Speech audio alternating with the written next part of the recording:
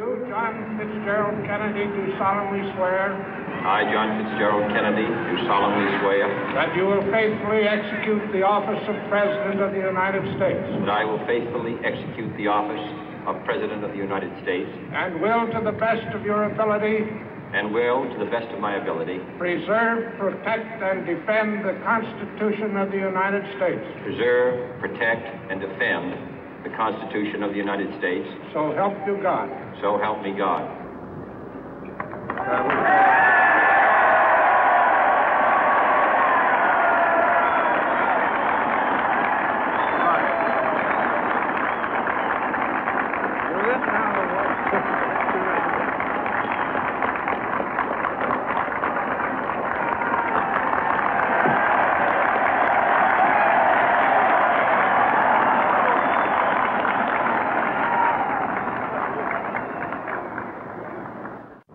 Vice President Johnson, Mr. Speaker, Mr. Chief Justice, President Eisenhower, Vice President Nixon, President Truman, Reverend clergy, fellow citizens. We observe today not a victory of party, but a celebration of freedom, symbolizing an end as well as a beginning, signifying renewal as well as change.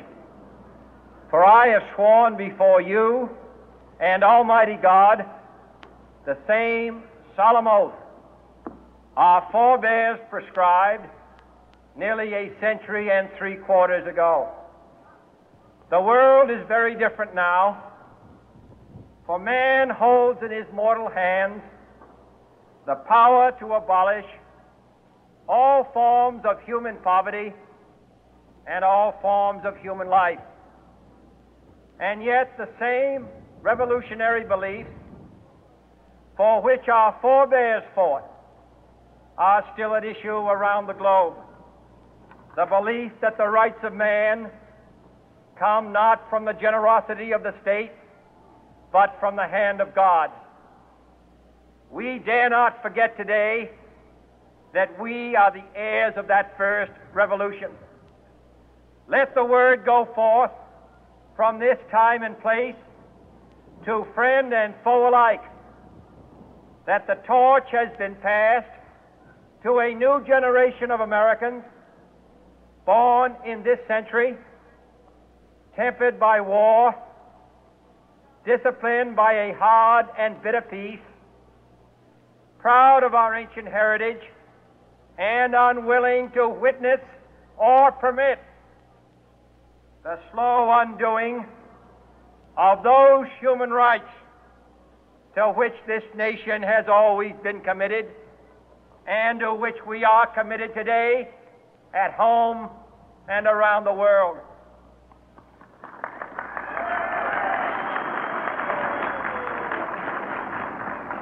Let every nation know, whether it wishes us well or ill, that we shall pay any price, bear any burden, meet any hardship, support any friend, oppose any foe to assure the survival and the success of liberty.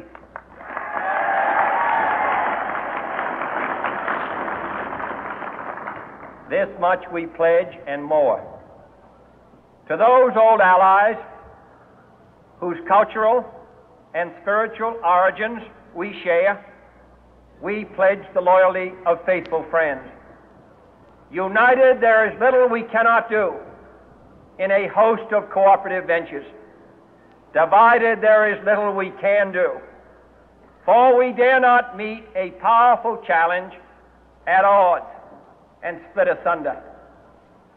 To those new states whom we welcome to the ranks of the free, we pledge our word that one form of colonial control shall not have passed away merely to be replaced by a far more iron tyranny. We shall not always expect to find them supporting our view, but we shall always hope to find them strongly supporting their own freedom, and to remember that in the past, those who foolishly sought power by riding the back of the tiger ended up inside.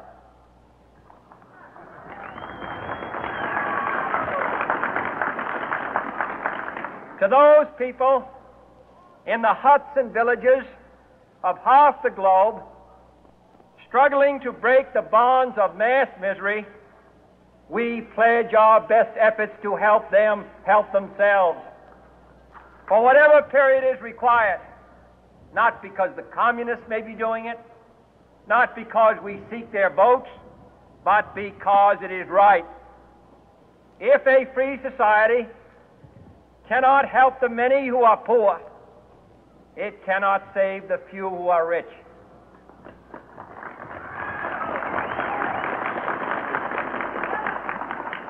To our sister republics south of our border, we offer a special pledge to convert our good words into good deeds, in a new alliance for progress, to assist free men and free governments in casting off the chains of poverty.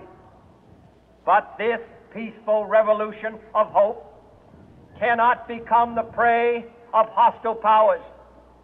Let all our neighbors know that we shall join with them to oppose aggression or subversion anywhere in the Americas. And let every other power know that this hemisphere intends to remain the master of its own house.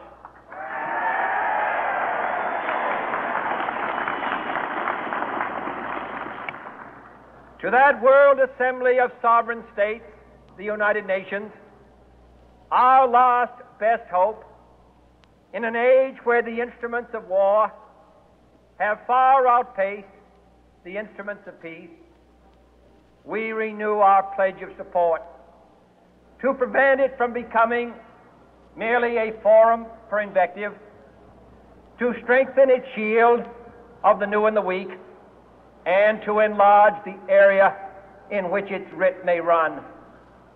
Finally,